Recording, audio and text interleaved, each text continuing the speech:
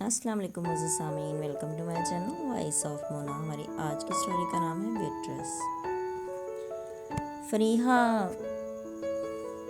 رشتے سے انکار کر چکی تھی۔ آج دونوں اکٹھی آئی تھیں۔ ریسٹورنٹ پہنچ کر چینج کیا تو کسٹمر آنے لگے۔ ایک بندہ، شاید وہ کہیں دور سے آیا تھا اور پڑھا لکھا بھی نہیں تھا، ویسے شاید امیر تھا۔ وہ لڑکیوں کو کام کرتے دیکھ حیران ہو رہا تھا۔ جی سر، ہمنا نے جا کر پوچھا، مینیو دیا تو اس نے کہا جی مجھے پڑھنا نہیں آتا۔ ویسے ہی بتا دیں، ہمنا نے پڑھ کر بتا دیا۔ اس نے جو بولا ہمنا نے لا دیا۔ کھانا کھانے کے بعد اس نے میڈم جی کہہ کر بلایا۔ ہمنا گئی تو اس نے چائے مانگی، ہمنا نے لا کر دے دی، بل بھی دیا۔ اس نے پیسے دیے اور اٹھ کھڑا ہوا۔ میڈم باقی آپ رکھ لیں۔ جی سر۔ پھر وہ چلا گیا۔ اس نے بل کٹوا کے باقی پیسے رکھ لیے۔ فریحہ نے کہا مجھے تو آج کوئی کسٹمر نہیں ملا، جانے دے، دیکھا ہے میں نے۔ اچھا، تیری نظر مجھ پر ہی ہوتی ہے، سال ہو گئے ہیں یہاں، وقت کا پتہ ہی نہیں چلا۔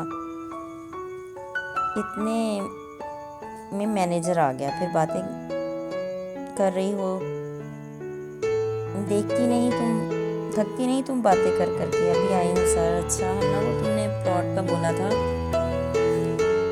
وہ پلاٹ کارنر کا ہے۔ اس نے موبائل سے ویڈیو دکھائی، دونوں کو ہی اچھا لگا۔ فائنل 12 لاکھ مانگ رہا ہے، اس سے کم نہیں ہوگا۔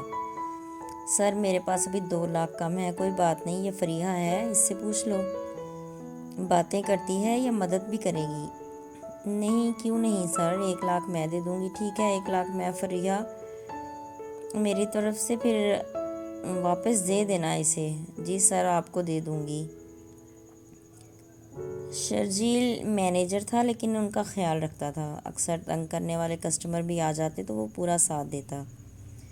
کل سارے پیسے دے کر جگہ تمہارے نام ہو جائے گی۔ دوسرے دن اس نے شرجیل کو پیسے دیے، پھر سارا پروسیس مکمل ہو گیا۔ سب کو اس نے دوسرے دن ٹریٹ دی۔ ایک دن وہ جلدی گھر سے نکلی اور پلاٹ دیکھنے شرجیل کے ساتھ گئی۔ ہمنا کے نام رجسٹری ہو گئی۔ شرجیل نے اسے مشورہ دیا کہ بینک میں لاکر لے کر وہاں رکھ دو۔ پھر اس نے ساتھ جا کر وہ مرحلہ بھی مکمل کروا دیا۔ ہمنا بہت خوش تھی۔ 1 ہفتے کے بعد وہی پینڈو ٹائپ بندہ دوبارہ آ گیا۔ ہمنا نے اسے پہچان لیا، وہ خود ہی چلی گئی۔ اسے کھانا لا کر دیا۔ اس نے پوچھ لیا، سر اس کے بعد آپ کو چائے چاہیے ہوگی؟ جی میڈم۔ اوکے۔ پھر اس نے کھانا لا کر دیا۔ ہمنا دوبارہ اپنے کام میں لگ گئی۔ آج اس نے پوچھ ہی لیا کہ آپ یہاں بہرے کا کام کیوں کرتی ہیں؟ پڑھی لکھی ہیں، کوئی اچھی جاب کر لیں۔ یہ بھی اچھی ہے سر، ہم اپنی حدود میں رہ کر کام کرتے ہیں، باقی کسٹمر کو بھی خیال ہونا چاہیے۔ ہر انسان مجبوری سے ہی گھر سے نکلتا ہے۔ وہ بات صحیح ہے آپ چائے پی لیں سر، اور یہ آپ کا بل، اگر کچھ اور چاہیے تو بتا دیں۔ نہیں شکریہ۔ پھر وہ بل دے دیا اس نے، باقی آپ رکھ لیں۔ شکریہ سر۔ پھر وہ دوسرے کسٹمرز میں لگ گئی، لیکن آج وہ وہیں بیٹھا تھا۔ ہمنا نے اگنور کر دیا۔ اس نے شرجیل کو بتایا۔ اس نے بولا کوئی نہیں، آج میں گھر چھوڑ دوں گا تم دونوں کو۔ وہ خوش ہو گئی۔ پھر واپسی پر شرجیل کی کار میں آئی۔ گھر پہنچی تو حسب معمول ماں نے کھانے کا پوچھا، جی اور کیا لے آئیے، بھوک لگی ہے۔ ابھی وہ کھانا کھا ہی رہی تھی کہ خالہ آ گئی۔ وہ اب شادی کا بول رہی تھیں، کیوں دماغ خراب کر رہی ہیں خالہ، کام تو وہ کرتا نہیں، احسن کام کرنے لگا ہے۔ اچھا، مجھے پتا ہے وہ کسی کی دکان پر کھڑا ہے۔ ہاں تو اور کیا، اپنا کام کر لے گا۔ نہیں، پہلے اس کو کام کروائیں، کچھ بھی کام کروا دیں۔ دکان والا جب مرضی اس کو نکال باہر کرے گا۔ کیوں نکال دے گا، خالو کی دکان نہیں ہے اور نہ ہی ہمارے ابا کی۔ ہمنا اپنا کام کہاں سے کرے گا تو شادی کہاں سے کرے گا؟ جس پیسے سے شادی کرنی ہے اسی سے اسے کام کروا دیں، پھر شادی کر لیں۔ ابھی میرے پاس بھی کچھ نہیں ہے، ابا جو پیسے لاتے ہیں مشکل سے گھر چلتا ہے، اور آپ کو پتہ ہے اس بات کا، اس لیے پریشان نہیں کریں تو بہتر ہے۔ ماں بھی چاہتی تھی شادی ہو جائے، یہ بات ہمنا کو پتہ تھی، اس لیے اس نے بات ہی ٹوک کی تھی۔ خالو اٹھے، ہمنا میں کروں گا सब कुछ तुम परेशान नहीं हो। हाँ पता है आपको, जोर देकर लाई हैं खालू। अब बेटे बहू की ज़रूरतें भी आप पूरी करोगे क्या?